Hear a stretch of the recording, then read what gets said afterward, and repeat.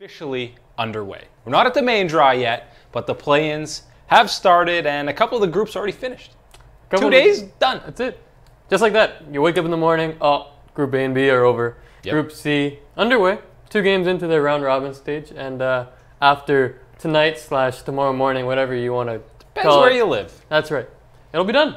Yeah, it goes by very quickly. Obviously, they'll have that best of series, but I think overall, so far, the games have been better than I expected. Some competitive and really just more high quality. I think a lot of these wild card teams and more minor regions, I was expecting some serious clown fiestas, and there were some. There were some clown fiestas, but I think overall the competitiveness was a little better than I was expecting. Yeah, I mean, anytime you see some of these world-class teams coming in, you're going to expect some stomps. And we did see that. I mean, World Elite and Cloud9 did have their way with some of these lesser teams, but then again, we saw teams like Lyon Gaming come out and surprise people, and they looked really solid. So, I mean, it's always good to see these international teams that are the best in their region come out and actually put a good step forward and being like, you know what, we're not so bad, as everyone says we are. So it's pretty cool to see, and I've enjoyed the play-in so far. I actually like the addition to the Worlds tournament. Yeah, and now talking about World Elite, they were probably looked at as the strongest team in this play-in. Some people even saying they're the best Chinese team, which makes it a little insane that they're playing in this tournament. They did 4-0, as most people expected in that group stage, but I think it was a little closer than a lot of people were expecting in some of these games, specifically against those games against Lyon Gaming, who were particularly impressive so far. Yeah, I mean, World Elite was a team that didn't really jump out to an early lead, and they really didn't care about kills too much. They really went over after objectives, whether it was turrets, whether it was the Infernal Drakes early on in games. They really let Lyon do whatever they wanted to early in these games and get those kills. But World Elite, especially in the first game they played, they still had a lead early on because they were just outmaneuvering on a macro level. And even though Lyon did look pretty good, like mechanically, skill-wise, everything was there, World Elite still had a better knowledge of the game overall.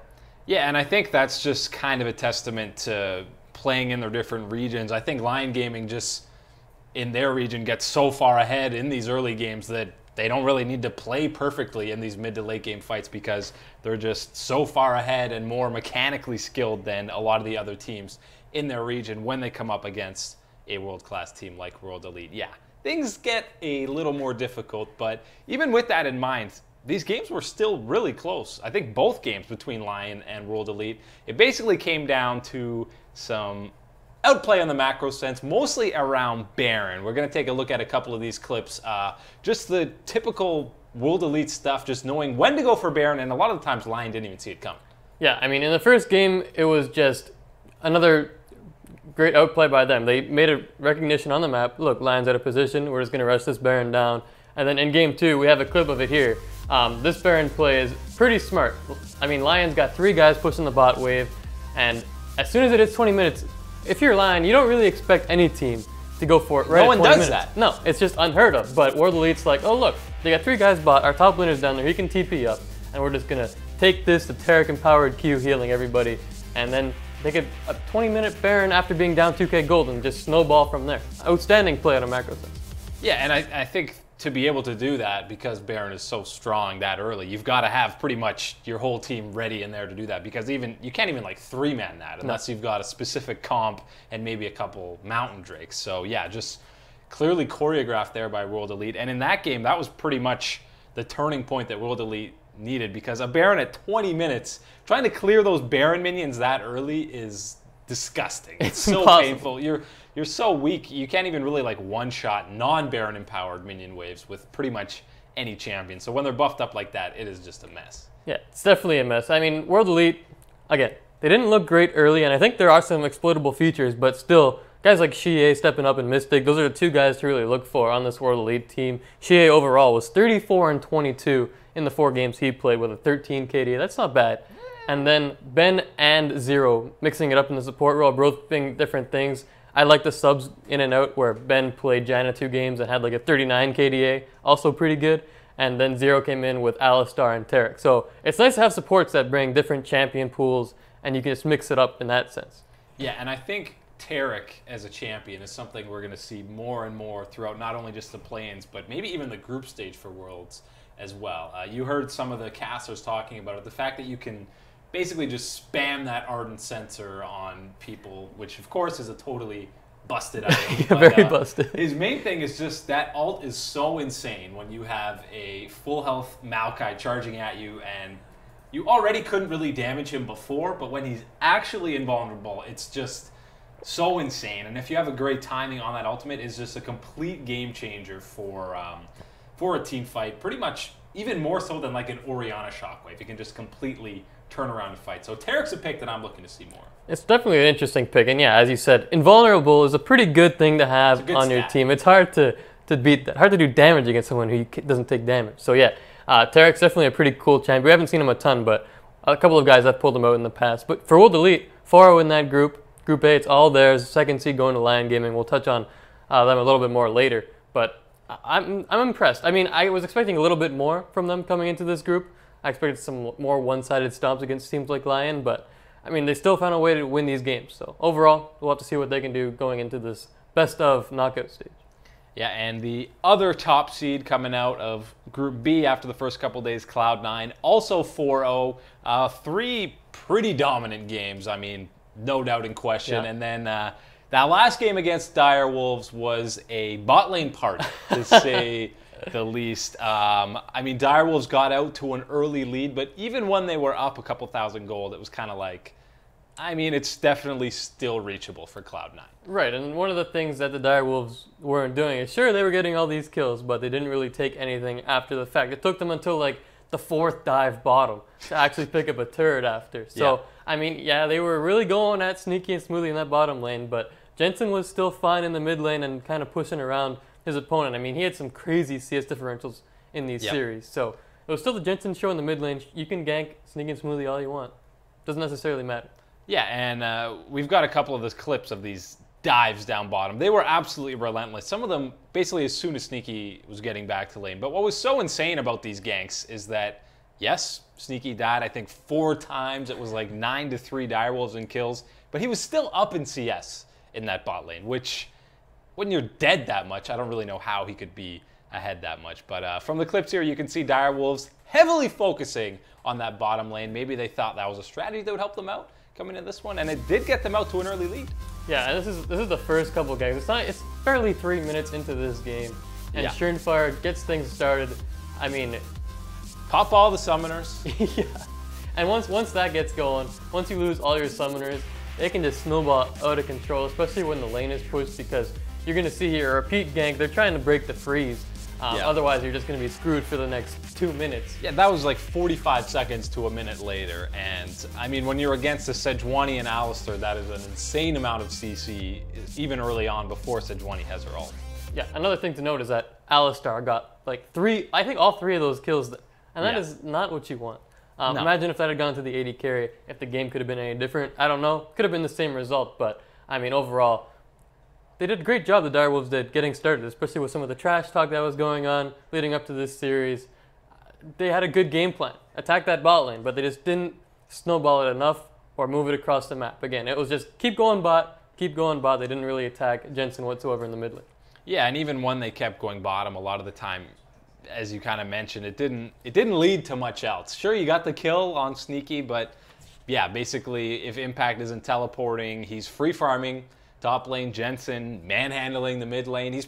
They're probably like, you know what, Jensen, just don't come down. Yeah. Just keep farming mid.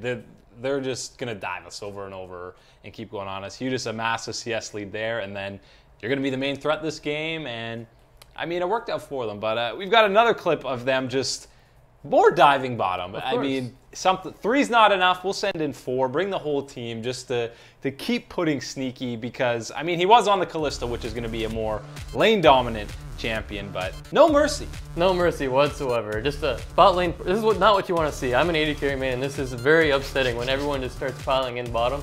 This time they only got Sneaky, but still, 4-man dive, and this time they got that bot lane turret afterwards, which is exactly what you want. You bring everyone down here, you take that turret, and finally, you start seeing the gold lead start to pick up. They were up 2K after this at just under 12 minutes still, so pretty significant lead. So again, good game plan, but they just couldn't keep it going. So I think they got too aggressive later on in the game and gave away some free kills. Yeah, we've got the last clip we'll look at from that game is the Direwolves getting a little too aggressive, maybe thinking they're a bit more ahead than they actually were, getting aggressive on Cloud9 in that mid lane, and Cloud9 just kind of sat back. I'm sure they knew they were behind early and were just kind of expecting them to keep going balls to the wall, because that's what they were doing for the first 15 to 20 minutes of the game, and C9 just played a little passively, and we're expecting it. Yeah, it was relentless, but this is a crazy play. Alistair comes in with the flash pulverize and gets absolutely blocked by pretty Jensen. nasty. And that just forces the entire team to come even further down into the middle. And Jensen lives for so long. Yeah, exactly. He lives for forever, and then Sneaky comes in, and all the hard work he did to shut Sneaky down in that bot lane got in the waste. He gets a free double, and the game's basically even at this point. So. Yeah, that was, as you mentioned, super well played by Jensen, interrupting the Alistair, and then, surviving. He still gets his ultimate off on the Vlad, which got him pretty low and easy for Sneaky and the rest of the team to clean up. So, I mean, you're diving to an inner turret when you don't even have the outer down that early in the game, and I don't think they had that much vision set up, so a lot of Cloud9 was around there, and that was probably the turning point of the game that got Cloud9 back into it. Yeah, and then from there, they won the game in 25 minutes. Yeah. They were getting absolutely destroyed, and from there, 12 minutes later, they basically won the game. It was crazy. But yeah, this entire series, there was some interesting stuff that Cloud9 did. I mean, even Jensen's champion pool in this is not what you would expect. Sure, he played Syndra and LeBlanc once each, but also pulled the Galio and looked really good on it. And he also played the Rise, which is a pick that's all of a sudden kind of coming back into the meta. And he was pushing guys around. Yeah. But I mean, against Direwolves, he faced both their mid laners. The first time around against Bruiser, it was like a 40 CSD at 15 minutes. It didn't look fair. And then the next guy comes in, I got this, man. Only down 20 CS, so that's not bad. But yeah, Jensen was still the main point of focus in this series. I mean, on the LeBlanc, he got going early, snowballed it. And even in the game they were losing to the Direwolves, once you go mid lane and just get Jensen going, it's game over. And basically, as soon as he's involved in these fights, you try and dive him, and you see the outplay potential that he can do there. And just like that, Sneaky's back in the game. And it was super impressive how quickly they closed out the game, like you mentioned. I don't know how, when you're down such a big deficit early and really getting pushed around, you just turn a switch, win a big fight in the mid lane, get a couple of kills, get your carries rolling, and then, all right, Cloud9 pretty cleanly close out the game. They know how to do it, and they were very dominant overall in that group, and they look pretty solid going forward. Probably the most dominant team we've seen so far in the play-ins. I mean, even World Elite was good, but I wouldn't say they were overly dominant. Cloud9 was destroying these guys, and you might say maybe they were in a weaker group than some of these other teams, but I mean, One Gaming didn't look very good overall, and then even though they still beat up the Direwolves in tiebreaker fashion. Yeah. But one guy I want to point out real quick is Contracts, because he was playing all kinds of carry stuff. Broke the Nidalee. The Ezreal jungle saw some play, even though it was a little suspect at times. Still seeing Contracts be very aggressive early on, even on these Rek'Sai games, and just helping his team get going early. Specifically, Jensen, obviously, their jungle mid synergy is unmatched right now. Yeah, I'm still not fully sold on this Ezreal jungle. Come on, man. We saw Kandi pull it out as well, but there was that play down bottom with Contracts where he went for the old flash E in, super aggressive, didn't get the kill and died, but you know, sometimes it's good effort, right? Sometimes it's worth it. You got to get the kills, got to get it rolling. But yeah, Cloud9 looked pretty solid. Jumping back to Group A, we said we'd touch on them a bit more. Lyon Gaming, super impressed by them. They get the second seed in that group, 2-2. And again, they played World Elite pretty well, but the guy we've got to shout out. Absolutely. Is my boy Whitelotus, who I'm going to go ahead and say was the best player so far in the play-ins. Wow. I mean, man, this guy has been crazy impressive. We have some of his stats, and it's like, man, this guy was absolutely insane. 23, 4, and 15. And that doesn't even do it justice, really. But 35% damage percentage on his team is the highest in the play-ins. And just watching this guy move around on Kog'Maw and Kalista, how is this guy, like, doesn't have a... No one knows his name. Yeah. I mean, his movement and kiting is just so clean. At times, it looks like he was actually scripting because it's just so clean. I'm not accusing him of scripting. No, of course not. When I see people do crazy stuff, I just assume they're cheating because it's so good. And yeah, every different champion he played, he was fantastic. And pretty good closeout to this game, too. Yeah, I mean, he does get a pentakill to wrap up this game against Gambit. And we'll touch on Gambit being terrible later on. But for now, Whitelotus was just absolutely nuts. And I mean, sure, he got a pentakill, but I think he was most impressive in the first game lost to World Elite on that Kog'Maw, because he was positioning perfectly and turning team fights around. If you don't kill that Kog'Maw, he pumps out all kinds of damage. He was at, like, I think over 1,000 damage per minute in that game against World Elite. And man, this Whitelotus guy, I think with him on this team, Lyon Gaming could potentially upset one of these #1 seeds in the knockout stage. Yeah, I think specifically if they get that top seed from Group D, I might even favor them over anyone in that group, because, yeah, they just were so great. And even their mid laner, Sia, was pretty fantastic as well, pretty consistent. He had some big Orianna shockwaves, some pretty stellar Syndra play. In that first game against World Elite, him and Whitelotus both didn't die for the majority of the game. I can't remember if they ended with a death, but for most of it, they both had clean death lines. Still didn't win the game, but great carry play out of those two. And I think Whitelotus, depending on how this season ends up, with, you know, franchising coming in and NA, team might be picking him up. There might be a spot. BR greater than NA. Lol. You heard it here first. It's a know. fact. Yeah, it is a fact. But yeah, I mean, Whitelotus, shout-outs to him, because he has a great start to this tournament. I'd like to see him in the big picture at Worlds. The full thing, not just plays. Yeah, against some of these world-class ADs. But we will see him in a best-of series, so I'm excited for that.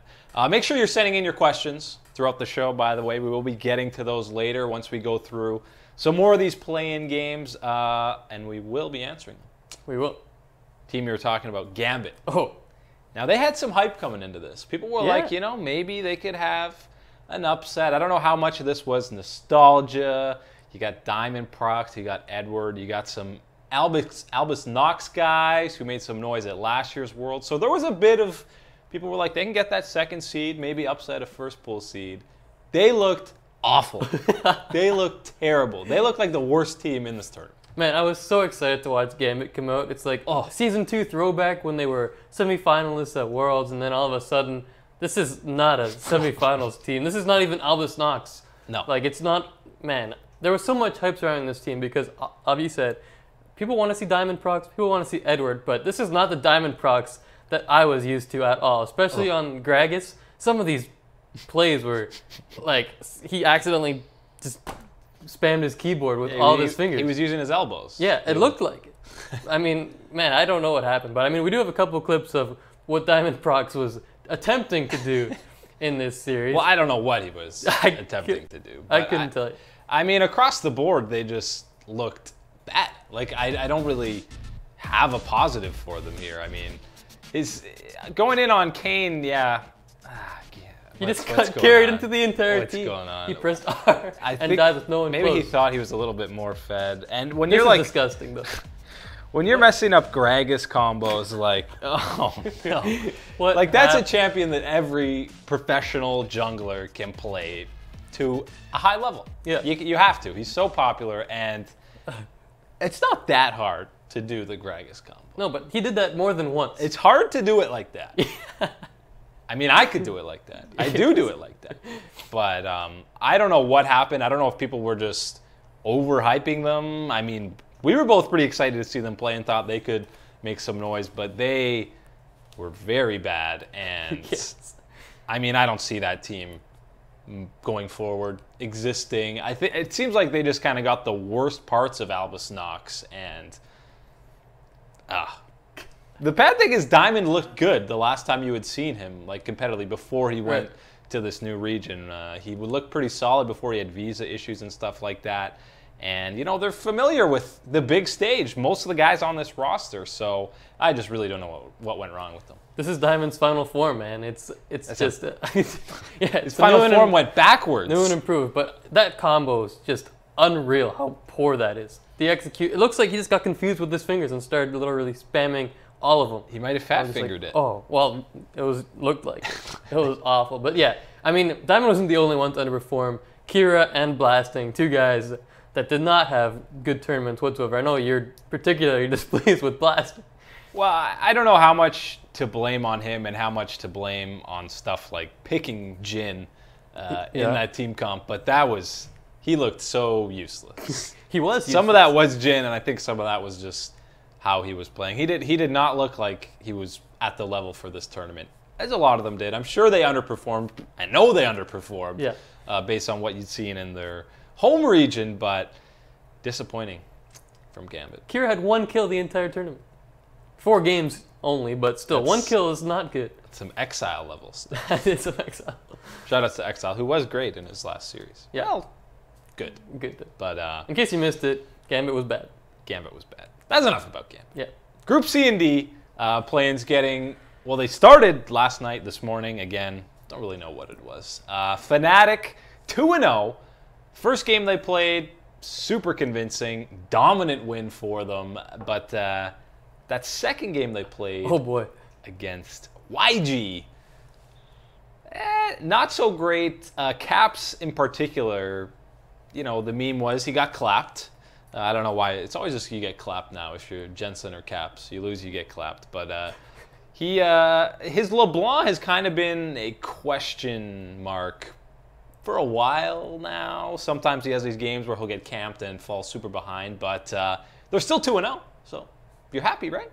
Yeah, you gotta be happy with the way Fnatic played, I guess. After the first game, it was like, okay, this team's just gonna roll over everybody. I mean, Reckless and Jesus got going easy. Broxo was all over the map and getting Caps ahead. And you're like, look, Fnatic's fixed. No problems here. And then the game against YG was just, what? And Caps got soloed immediately by Syndra. And you're like, oh no, Fnatic, come on. It was like a pretty significant misplay from him, I would say. He still had his flash on that first death. Just a bit of disrespect there. And just that one death was enough to pretty much snowball that lead for the Syndra in that matchup. So maybe, I think that's also been something with Caps, a little kind of, I don't want to say disrespect because that's a little too negative, but just kind of overestimates his capabilities maybe. But Fnatic, Reckless, looked fantastic, had 7,000 CS at 35 minutes, basically getting all 3 minion lanes. He had like 250 more CS, probably actually even more, maybe 300 more than anyone else on his team. So it's a winning strategy for Fnatic. Just give Reckless all the kills, all the CS, and you'll be good. And that's really what kept them in this game, because even past the solo kill on Caps, there was some questionable decision making. One time they sent a bunch of guys to go kill an Italy in bot lane, and then Young Generation just ran mid and took an inhib. It's like, so that's pretty sweet. Good trade there. And it's Fnatic just not doing what we're used to. I mean, they had a decent early game, minus that solo kill on Syndra. But I guess it wasn't a good early game. Yeah. But I mean, yeah, just questionable. Very questionable. Yeah, and there were a couple key plays. Well, there were more than a couple because this was a pretty long game. It was a long one. But one of the clips we've got here is a Baron fight where YG does secure the Baron, but it's at a pretty heavy cost, and then it raises the old question of, when is Baron really worth it? Is it worth it to have on 2 guys? If you're going to lose 3, is giving up 3 kills worth it? How many people do you need alive for the Baron buff to be worth it, basically? Yeah, I think it depends on, you know, what you can get afterwards, after you like wipe out a team. If you take out 3 guys and then you do nothing with it, it's still, you got a Baron buff on 2 people, which can help you push. It's not really great in terms of split pushing, but overall, it's definitely helpful. So, I mean, here's the play. It starts off by a great play from the Thresh. Just picking out Broxa here. There he goes. Once the jungler's dead, off the Baron. Yeah, that's the key thing here. No smite, so... And this is just a battle in the pit. Like, everyone's just in the pit. Everyone get in there. The Nidalee flashes back in to get the steal, but then Fnatic cleans that one up. Anytime, usually these fights happen at least outside of the pit a bit, but it's just everyone in there taking the Baron damage so that this fight's over quick. Yeah, there's not much to analyze in that fight. It's literally just everyone ran in, taking damage from everybody. I don't know what happened, but Fnatic came out on top. Yeah. And if YG had taken that clean, who knows? It could have been a different game. But from there, I mean, Fnatic still picked up like 3 Barons and couldn't close out the game. They even had an Elder Dragon, couldn't close the game. So they got to work on being able to finish, because they struggled immensely. Even after they stopped the Baron from YG, they had so many chances to just even take an inhib, couldn't do it. Yeah, and eventually Fnatic amassed a pretty sizable gold lead in this game, but then, yeah, it just kept going. We're going north of 50 minutes in this one, boys. And then YG win a fight, and As seems to happen a lot of these times when the team that's behind, they just feel like maybe they don't want to play it slow. So we got a clip here near the end of the game. YG just decides, yep, we can end. Yeah. Just run it down mid, take down all the turrets, end it. And so many times, this doesn't work out usually. No, I mean, you have one guy dead in caps, and you're like, okay, we'll just end the game. They don't even have that many minions, and they really do force it, and they're lucky.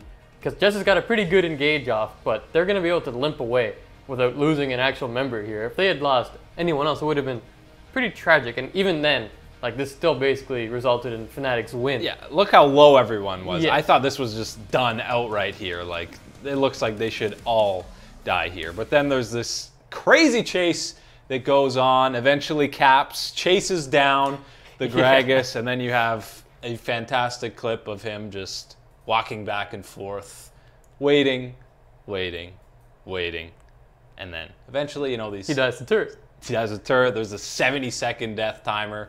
Fnatic goes on to win that game, but again, not in as convincing a fashion as many people would expect. So, are you at all concerned with Fnatic? Probably not. They're still 2-0, right? I mean, I'm a little concerned. This is a team, Young Generations is a team that just lost to the Chaos Latin Gamers in the game before this. A team Fnatic dumpster really quickly. So I mean, yeah, I'm worried because one, Caps getting solo kill is not a good sign going up against even stronger mid laners in upcoming rounds. I mean, they'll probably be okay still in this play-ins, but even if they draw a team like Lyon Gaming, man, that could be a tough match all of a sudden because Fnatic just doesn't look good. I mean, sure, the first game, very solid, but in this one, rough early game, and then they couldn't close out with 3 Barons and an Elder Dragon. So that's concerning to me. Yeah, and then there's always, I forget which game it was, but Soaz got caught out and died, and he did the old hands in the air. That sounds like every game. Oh, no. Don't tell it yet. Just game 1 or 2 of the plans. So, I mean, Fnatic obviously still a heavy favorite to come out as the top seed in that group, and they probably will. But yeah, if they match up with someone like Lyon in that best of, I don't know. I'm kind of scared. I'd be scared to play Lyon. That's the second seed you don't want to draw right now. For sure. I feel like for any of these top seeds. All right, Group D. Now, this is the group that had the highest potential for upsets, most people were thinking. Hong Kong Attitude, the top seed in that group.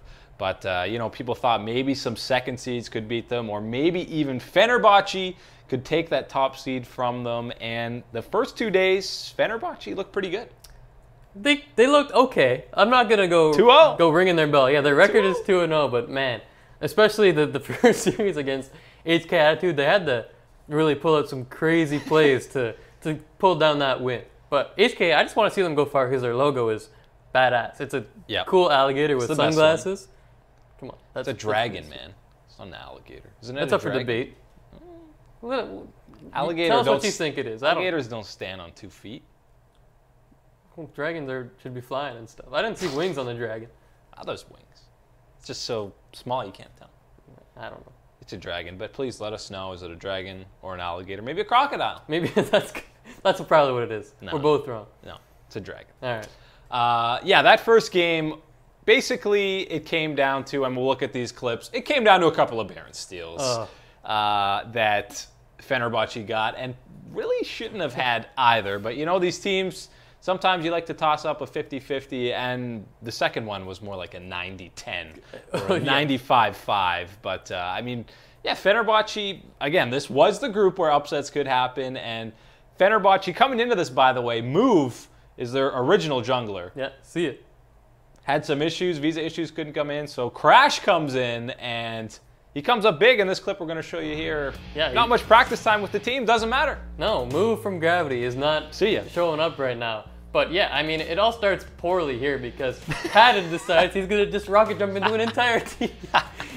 Like, what are you doing, man? No. That's atrocious. So all of a sudden, HKA is like, oh, let's just go take Baron. It should be pretty free. And then Gragas somehow seems to go through the Alistar or something. Not Alistar, sorry, Maokai. And then just takes it with a clean smite. Yeah, sure, he dies and they drop another member, but it's like, what is happening? I mean, it just should never be a scenario where that's a possibility. No. Just either stop burst. They still bursted it when Gragas was in there. They could easily just switched all their DPS onto the Gragas and killed him.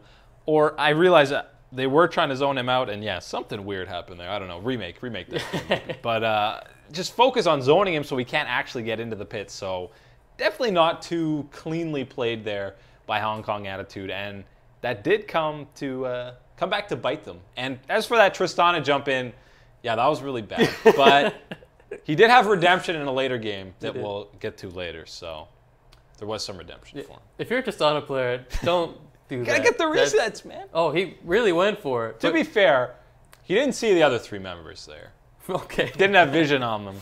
But I believe it was the Maokai he was chasing. Yeah. So maybe don't face check in with a rocket jumping to get the Maokai, but could have cost him the game. It didn't because it looked like Gregus went through a Maokai twisted advance. No, it was all planned. It's okay. But yeah, the other Baron steal's even worse.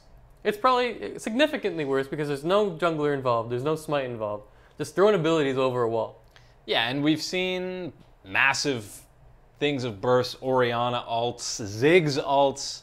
Usually you don't expect a Syndra to be coming in and stealing a Baron. There's no way that damage is as high as a smite's going to be. So yeah, this clip kind of broke the back of Hong Kong Attitude. I mean, one Baron steal is one thing, but when you have it happen twice, it'll set your team back a bit. More than a bit, actually. It'll just kind of cost you the entire game.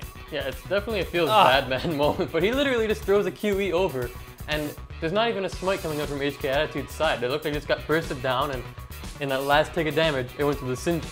But yeah, I mean, from here, they just go on to win the fight as well. Fenerbahce takes it home with the Baron buff, and that's, if you have 2 Barons stolen from you, you're not going to win the game. Yeah, I mean, really just not a clean performance at all by HKA in this one. And you know, some people were saying they feel like they're stronger than AHQ, which is very worrisome for AHQ. That's right. In a group with SKT and EDG. Good night, AHQ. But I mean, if Fenerbahce had a few questionable plays, but I think overall they played pretty well. I think outside of Gambit, they were one of the other teams not in that top-seeded spot that had a bit of hype coming into this. And even with not their original jungler coming in, they looked pretty solid to a week. And in that second game, Padden, again, redemption. The Tristana jump in, not great. He had the redemption on the Kog'Maw. We got a clip of that as well. There were 2 pentakills in 3 days. Craziness. Of games. This one, again, on the Kog'Maw. This one, a 3v5. But all you need as a Kog'Maw is someone to frontline and a Lulu spamming shields on you, because Ardent Sensor is the most broken item in the game. Yeah, and Rampage did a good job to get a couple catches out, but I mean, Padden just flashes away from everybody and basically standing still on the back line. Just outputs tons of damage with the W going, Guinsu's up, Ardent Sensor going crazy, and there's not much you can do if you can't get onto it. That was kind of a questionable ulti away there. It kind of saved his life. It sure did. So there were a couple of those great. this week. Yeah. And then the painful flash at the end. The amount of times you see someone try and flash and that last auto just follow them over. Feels bad. Happened to Soaz too this last night. So that was probably when the it was, yeah, when he died to the Draven, yeah. Yeah. Oh yeah, that's feels bad, it was. Man. Draven. We yeah, gotta talk about it's double Draven. bad. We gotta talk about more Draven. Yeah. I like seeing Draven. It's fun. Even when you cash in and it's like 300 gold or something, not quite as good. No. If you die early on Draven, you don't have a passive. No, you're useless. I mean, Kog'Maw doesn't really have a passive either, and he's a very strong champion. So yeah, but maybe it'll still work. Misfits might play him. Handsome has played it before. Yep, that would be interesting. And they should have won that game. But yeah, Fenerbahce, do you think that they can take the top seed in this group? I mean, basically, I think they're going to beat Rampage again. Yep. They look like much weaker than the other 2 teams in this group, so that'll put them at 3-0. I don't know if they play Hong Kong Attitude next or Rampage. I don't know what the order is. I can't remember. I just wake up and watch the games. Yeah. You don't stay up for them? I do not. A little 5 a.m., 8 a.m. action? I haven't slept on them. Well, too bad. But you think they can take that top seed? I think they could. I think they could. I think it's going to go to a tiebreaker. To be honest, I think HK is going to win this time around, and then it's HK versus Fenerbahce. Best of 1 to get into the knockout stages, the number 1 seed. But yeah, both guys are going to make it through no matter what. But if you're a team like TSM sitting in Group D, you really want Fenerbahce to win and move on, because otherwise it's basically locked in that World Elite's going to be in that group. If it goes HKA, Fnatic, Cloud9, World Elite moving on, World Elite going straight to that group over there. Group D. The group of life becomes the group of less life. I wonder if any of these teams actually pay attention to the play-ins, the ones that are already in, or are they just prepping for the teams already in their group? Yeah, that's a good point too. I They mean, probably don't care too much. maybe they want to catch some Rampage Fenerbahce games. You know, Who doesn't? Pretty hype. You get to see some pentakills. Ah, Pentakills are always exciting. definitely. Got a dip in the viewership in that one. Yeah, well. So there's one day left in play-ins. Just today, they'll wrap it up. Again, Fnatic likely to take that top seed in Group C. They'd have to basically drop both games to not do that. Yep. And that would be bad. So who are you feeling the most confident in so far in this play-in stage and heading in to the best ofs after this last play-in? Cloud9 has just looked the best. They straight up have. And I mean, Contract's bringing out some new picks we haven't seen before from him. With the synergy with Jensen, getting him ahead and getting him rolling. It's a great winning combination for this Cloud9 team. And right now, Impact 2 is pushing around the guys we've seen in the top lane from One Gaming and Direwolves. So I like what Cloud9's doing. Sure, the bot lane's getting camped, but as long as Jensen's doing okay in the laning phase, that doesn't really affect the team too much. So I like Cloud9 and World Elite probably right behind them. Yeah, and again, we'll get to your questions very shortly, all about play-ins, the main draw for Worlds. But I just want to say, I think in that Group D, I think Hong Kong Attitude will rebound in the next day. They'll 2-0. It might go to a tiebreaker again, but I still think they're going to come out as that top seed in there with Fenerbahce sliding into that second spot. I mean, tiebreak's a little less exciting when you're both playing for the seeds, whereas One Gaming and Direwolves were playing for that last spot, and those games were kind of gross, to be fair. But, I mean, if you're the first, if you get that second seed, then, because you're not playing Hong Kong Attitude, you're playing either C9, World Elite, or likely Fnatic. So that's pretty rough. So it's going to be a pretty stressful tiebreaker for those guys. But I think that's the most interesting group for sure. I want another pentakill. Keep the pentakills coming, man. It's definitely exciting. Yeah. 2 already. That's pretty good stuff. I can't believe there's that many. If anyone's going to get another one, it's going to be my boy, Whitelotus. I am most excited to see him in a best of series. Yeah. Oh, man. Whitelotus was hype. So good. Tasty. Oh, that's a little strange. That's okay. Know. It's fine. All right. Very good. Nothing like a good Whitelotus, huh? I'm not entirely sure what that means. I don't know either. Start reading questions before you keep saying weird stuff. Well, You know. it is Monday. I don't know what I'm doing. All right. You ready for some questions? I just said I was ready. That's too bad. All right. We're getting some questions. Xapu. Hey there. Hey. Hello, sir. What do you guys think about some players being out of the top 20, such as Levi, Reckless, Perks, and Carson? I think out of those guys, I think who would you maybe squeeze in? I think they're all probably just outside the top 20. I'd probably put Reckless as the highest out of those guys. But I mean, there's so many talented guys coming into this Worlds.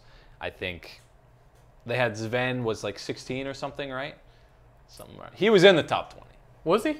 I feel like he was. Maybe he was. I gotta look at. I don't have the list memorized. Yeah, I think Double F was 20 and Sven was like 16 or 17 or something. He was a couple out of him. So, I mean, I think Reckless is pretty even with both of those guys. So. Yeah, I mean, Reckless would be the only guy you can squeeze in, but the top 20, it's not like being left off that list means you're a terrible player. The top 20 is stacked. This is the best players in the world. If you're 21st, I'll get over it, to be honest. But, I mean, I'd love to be 21st in the world. Yeah. That'd be pretty sweet. You're 21st in this room, probably. Oh, sweet. So. Wow. Pretty talented room. It's a very full room. There's 20 people in here right now, which makes you last. I got you. Thank you for that. No worries. Lazaran wants to know, what do you think of his top 5 best top laners? Khan, Smeb, Cuve, Marin, Untara. So it's not at Worlds. No, clearly. Yes. Unless I got all the teams very wrong. So all Koreans, huh? Looks like it. I mean, Khan and Smeb are probably 1, 2 for sure. Sounds good. Cuve is probably 3. Yeah. I don't think Marin has been that great this split. Who else would be a... Antara hasn't been top that lane is impressive. so sketchy. Like, it's those three, and then there's a pretty significant drop-off after that, Yeah. I feel like. There is.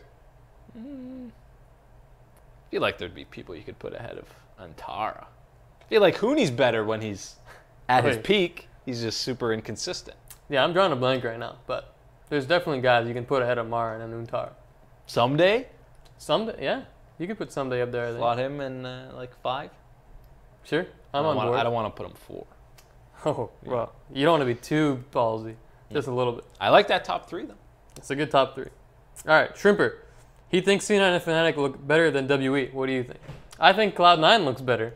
Yeah, I don't know about Fnatic. Not so much Fnatic after that YG game. They're a little sketchy. But yeah, even World Elite had some moments where you're like, this is a little strange. But I also think Lyon Gaming's a better team than Young Generations. So keep that in mind. Yeah, I think Fnatic's group is pretty weak. So, like, they should be looking like the most dominant, I feel like. Even Cloud9's group, I read and heard some people saying, oh, there might be upsets in that group. But no. One Gaming looked pretty terrible in, like, 3 of those games, 3 of the games they played. But they still moved on. They still moved on. That's sad. And, yeah, the Direwolves, you saw how quickly Cloud9 closed out that game. That was the thing with World Elite and Fnatic. Fnatic had like a 53-minute slugfest where they had ample opportunities to close the game out early. And even World Elite kind of struggled at times with closing out Lyon Gaming, whereas, yeah, Cloud9 was like, oh, we got a couple of kills, good night. So, very impressed by them. Yeah, they know how to close out these games. They didn't waste any time whatsoever. To 4, he says, were you guys impressed with Whitelotus? His mechanics seem world class. We've been buttering his bagel all afternoon. He's been really good. I haven't been buttering anyone's bagel for the afternoon ever. That is not a say. It definitely is a say. That is not a say. Look it up. No one ever say that. Don't say that in public. But no, he is amazing. And his mechanics are world class. 4 different champions, and he looked fantastic on all of them. And yeah, I said earlier, I think he was the best player, has been the best player so far in the plans. Yeah, I mean, man, this guy, I didn't know his name too much before this tournament, but coming onto the scene, yeah, his positioning is insane. He, like you said, you thought he was scripting in some of these games the way he was moving, auto-attacking, moving, auto-attacking. I'm sure Riot's on the case doing those background checks. Yeah. But yeah, Whitelotus, definitely impressed by him. We are. Impressed by him, we are. Thank you, Yoda. Thank you very much. You are welcome. Yeah. Philip says, do you think YG can still make second place in the group? Man, I don't. KLG and YG, just a toss-up. I don't care. Honestly, you could put them both in and sub them out from game to game with whatever top seed they go against. It probably won't matter. I think whichever one of those teams gets through, they're going to get swept by any of the top 3 or any of the other 3 top seeds. So, sure, they could get it and then get clobbered. Exactly. Honestly, it doesn't matter. Either team's going to lose in the next round, and neither team is really all that great, frankly. So, I mean, the fact that YG put up a fight against Fnatic is like, okay, maybe they can, but then they also lost to KLG, so I don't know. I think that's more a knock on Fnatic than a praise right. to YG. I think that's the weakest group out of all 4, based on one day of playing. It's very large sample size. 2 games per. It's 50% of the games. That's true. So. All right. Ali Donners, what do you think about Fenerbahce? We kind of touched on it. I'm not overly convinced. They had some fortunate turn of events and 2 Baron steals go their way, which helped them take down HK Attitude. But, I mean, yeah, they're doing pretty good without having their starting jungler on the roster.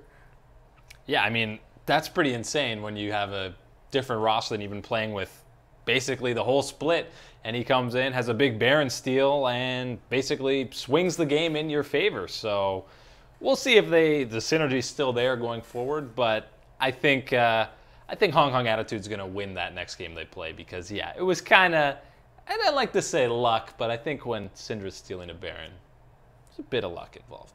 Yeah, it's definitely not like, oh, look, that pixel of HP is going to be mine.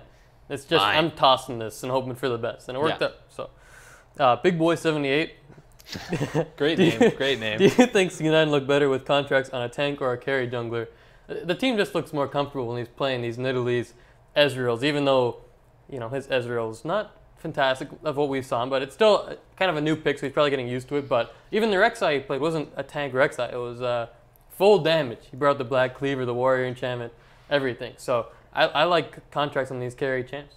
Yeah, the only issue is he can get a little over aggressive. You saw against CLG back in the regionals when he died twice early on that Nidalee, got a little too hypey. But yeah, I think overall he looks more comfortable on stuff like that. When he plays Kayn, he looks really solid on that. And I think C9 as a whole is a little bit more cohesive and comfortable when he's playing those carry guys, and he can kind of set up where the plays are happening and the team plays around him. Yeah, I agree. But contracts look pretty good so far. All of Cloud9 look pretty good so far. Even when that bot lane is getting 4-man dove over and over. That's right. Sean Hepp, MVP of playoffs so far. Tell him who it is, Eric. Of the play-ins? Oh, it's Whitelotus, of course. Right, it is. I mean, the guy's insane. 9.5 KDA, 4 different champions. Yeah, they're only 2-2, but that guy is amazing, and he's going to be MVP of the NALCS soon. So. Yeah, we're going to redo our top 10 list of players at Worlds. Put Whitelotus number 1, obviously. He's amazing. Mike Young, too. Good old Mike Young. Yeah. All right, Andrew, what would you guys think about Lyon? I think they upset a first seed 100%. Be careful, because it depends on that's who a guarantee. That first seed That's a is. guarantee. Yeah, that's saying regardless of who the first seed is. Well, they're not going to play World Elite, so. No, it's not going to be World Elite. But if it's Cloud9, Cloud9 probably still takes it. Fnatic might be a little scared. And then if it's Group D, we both agree that I think we favor Lyon over whoever the hell it is. Yeah, if they play Group D, I like them. And yeah, Fnatic, they could spook them a little, maybe go 4 or 5 games. Cloud9, probably the one they fear the most. But they are lucky they don't have to play World Elite, or maybe they played them pretty well. But Group D, they're winning that. Guaranteed, 100%. 100%? 100%. That's a lot of percent. Philip Paul. All of it. Hello, Phil. How are you? What do you guys think of Tyler 1 getting unbanned, or possibly getting unbanned?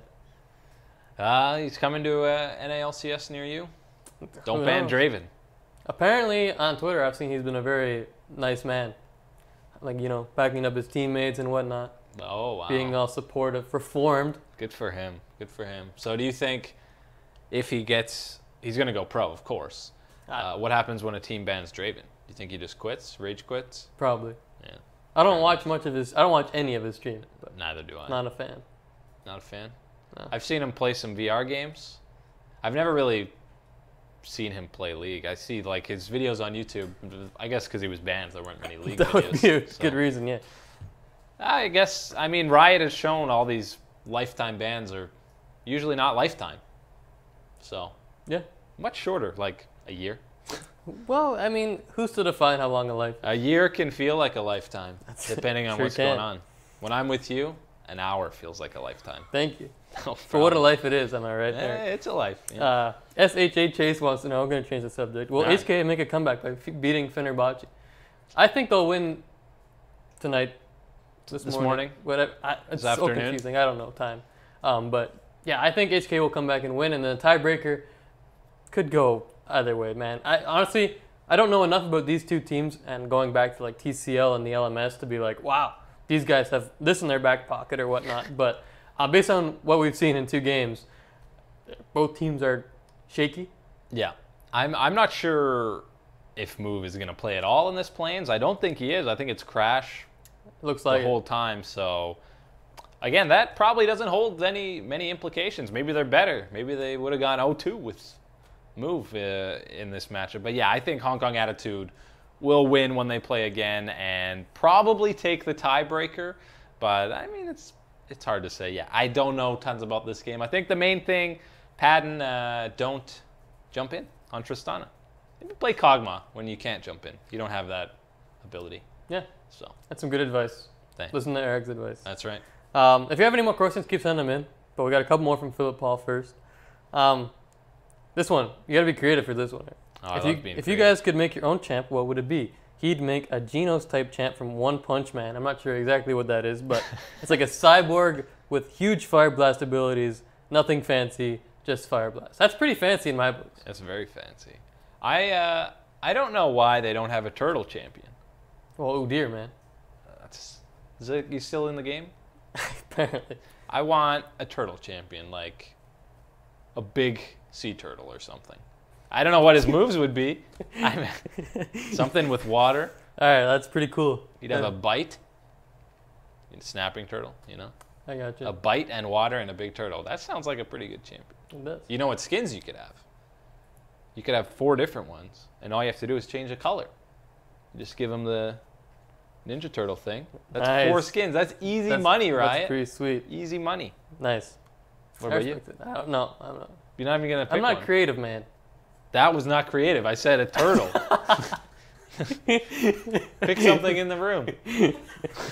No, I'm good. A mug. You did a great job, Eric. A mug champion. I have the Pretty good. iPad. I asked the questions. Leave me alone. iPad champion. There it is. Yeah, there it Just a is. walking phone. All right. Again from Philip Paul. No boy. Why do you think C9 is crushing all these teams? Also, who are all these teams? I've literally never heard of them. That's why they're crushing them. Yeah. I mean, when the group draw was in, Jensen had the best tweet of all time. Maybe not of all time. He had a good tweet. It was a good tweet. He said, watching the play-in draw, seeing our group, and I still don't know who we're playing. Something like that. Basically roasting these teams, saying he has no idea who they are. And that's the main reason I feel like Cloud9 is stomping them pretty well. They looked like they were in pretty decent form in that regional gauntlet, and they already have experience playing wildcard teams because they beat CLG. So they were warmed up. Come on, man. Come on. That's a little hard. Yeah. But yeah, to answer your question, these teams are like winners of other lesser-known regions like the TCL, Oceania Pro League, CBLOL, all those regions. Any acronym you can think of. I'm just spinning out 3-letter acronyms right now. You don't even know. It's pretty sweet. It's true. But yeah, I mean, C9 is from a major region, and I think just, even though people roast the NALCS, the overall competitive level of it is much higher than any of these minor regions. So it is. So just because you win your region doesn't mean you're going to do so well. Unless you're Lyon Gaming. Of course. Then you're the best team in the world. The Shrimper, what would be your all-pro Western team? So let's do it this way. None of you Korean guys can get on this team. Just They not have allowed. to be authentically Western, which Okay. is a weird That's demographic, but whatever. Yeah. Um, Have to be Cowboys. That's it. Yeah. You have to. Top lane. Start top. Go Okay. down. I think it's either going to be Hanser or Soaz probably. I'd probably put Hanser because Soaz tilts The Tilt Lord? very much. Is there a limit on NA or EU? No, screw it. All right. We make the Jungler. rules here. That's true. Jungler. There's not a ton of great junglers. Though. I might take contracts. I might too. All I was leaning the same way you are. This is a great debate right here. Wow. Mid lane. Sponsor contracts. I know who you're going to say. I'm going to say the other guy. Who am I going to say? Go ahead. I was going to say Jensen. I might take Bjergsen. All right. Even if Contracts is a jungler, huh? Yeah. All right. 80 carry. I'm just taking G2's bot lane. Oh, all right. I respect Give that. me them both. That's Keep probably that a good, synergy together. That's probably a good call. I want to put Reckless in there, but yeah, makes sense. I don't want Jezus. No offense to Jezus. He's that, good. that seemed like offensive thing That's to say. true. I'd He's be pretty good. offended if you said that to me. Yeah. All right. Philip, do you have a team that you cheer for in the play-ins? Well, we're both on the Lion bandwagon now. We're Yeah. rooting for them, but other than that, we're Hong Kong attitude because of the logo. right, because of the logo. We're pretty simple people. Doesn't take much to win our fanship. Fanship. Fandom? Fandom? I like fanship. I do too. Sounds cooler than a... Yeah, there are big ships, there are No. little ships, but most of all, fan ships. That's correct. Yeah. Yeah, I mean, I kind of root for any of these underdog teams in these play-ins. Upsets are always pretty spicy, especially when people aren't expecting them. So if a first seed falls down, that'll be pretty insane. And I'll probably cheer for that team who's doing the upsetting. I'm with you. Love a good underdog story. That's true. Keep it coming. That's what Hollywood's built on. That's right. You would know. Why would I know? Mav Malaria wants to know, how could we see more non-meta picks on competitive law? If you could implement a rule/change so that we could see more non-meta picks, what would you suggest? More non-meta picks? 20 bans.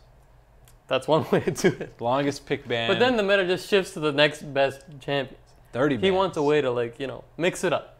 So that there's less Gragas. Maybe you only can play, a champ Well, you mean- 10 times per split or something. You mean the the +3, -3 armor wasn't a big enough change to change the meta? It was not. I mean, I don't really know of a big... The only thing I can think of is if they bring in a new item that's totally busted. Kind of like when Black Cleaver first came in, it was like, you have to play a Black Cleaver champion. Top lane, mid lane, jungle, your AD. You don't need an AD anymore. Play Jace and get Black Cleaver. So maybe some new item comes in, but that's not really a good way to change the meta. Then everyone's just playing that stuff. So, I mean, it's pretty hard to balance this game properly when so much is always changing. Yeah, no matter what, there's going to be people finding the optimal build with the optimal champion. So no matter what, the meta just solidifies itself after a while. But yeah, I think right now it's pretty good because at Worlds there were like 13 junglers played within this first like 3 days of playing. So that's a good sign. I mean, anytime Ezreal jungle is actually meta, the meta can't be that boring. Ezreal jungle going on. I think as long as it's always changing, which it usually is every couple of patches or whenever they release a big one, I think it's fine. It's all good. Let's hit these last few questions real quick, Eric. All right. SHA Chase, Lyon versus C9, who wins? Quickly, I'll say C9. How many games? 3. Ooh, the sweep. I would give Lyon 1 game because my boy Whitelotus would get another penta on someone. Doesn't matter. You'd play a cool champion. Play like, what's something no one plays anymore? Jinx. Like Quinn penta. But I think Cloud9 would take it for sure. Respect. I like honors. If some team knocks out World Elite, which will it be? So, I guess your second seed. Your choices are the loser of Fenerbahce, HK Attitude, One Gaming, and then Young Generations or Chaos Latin Gamers. So by default, it's the loser of Fenerbahce or HK Attitude, but no one basically. The most likely is whoever comes from Group D, but that is I'll give them a 2% chance. Doubling up on the old 1%. Give them 2%. The other teams have 0.1%. Yeah. All right. Final question of the day, Eric. Here we go. Do you think TSM will be able to beat World Elite and Flash Wolves? Take it out of that group. That's the question. I think if World Elite gets put in that group, I think TSM will still get out of that group, but probably as a second seed, which means they're dead in quarters, basically, because, yeah, they're going to play a Korean team. Who beats TSM? Who gets out in number 1? World Elite. I don't know. I'm not convinced by what we've seen from World Elite so far. Maybe that changes. They're warming up. But I don't know. I think they're pretty good. I'm I sure think it might. I think TSM could take a game off World Elite, then they split that, and I don't know. TSM likes to like lose a random game in groups that they're not supposed to lose. They'll drop one to Misfits or something, and then it's like, well, now you're kind of scooped for that top seed. But I think they'll get out of that group. I think TSM will still take the number 1 spot. I'll give it to them. Even with World Elite in there? Even with World Elite. All right. Give me TSM on the number 1 spot. I think they definitely still have the chance to do that, and it'll be close. It will be close. So. All right. That's it. Take it away. Play-ins wrap up today, tonight, tomorrow, this afternoon, this evening, sometime around, they start at like 1:30? 1:30 p.m. Eastern time, something like that. So make sure you stay up for those. Always a good time to stay up for some Clown Fiestas. Right. And then the best ofs go a couple days later. They start like the next day at 11 p.m. The next day. Yeah. Wow. Not very quick turnaround. Oh, yeah. We'll be back Wednesday, 2 p.m. Eastern time to break down the end of the group stage and then looking ahead to the best ofs, or will they have already started by then? Who knows? We'll figure it out. We'll be talking about the play-ins and That's what's right. going on, who we like going out of there, and breaking down all the games that happen there. Thank you very much for sending in the questions again. Love when we get creative ones and Matt can't think of something off the top of his head. That's always fun. But yeah, we'll be back Wednesday to break down some more hype games. Thank you very much for watching. Eric Kummel with Matt Hempstead, and we'll see you guys on Wednesday.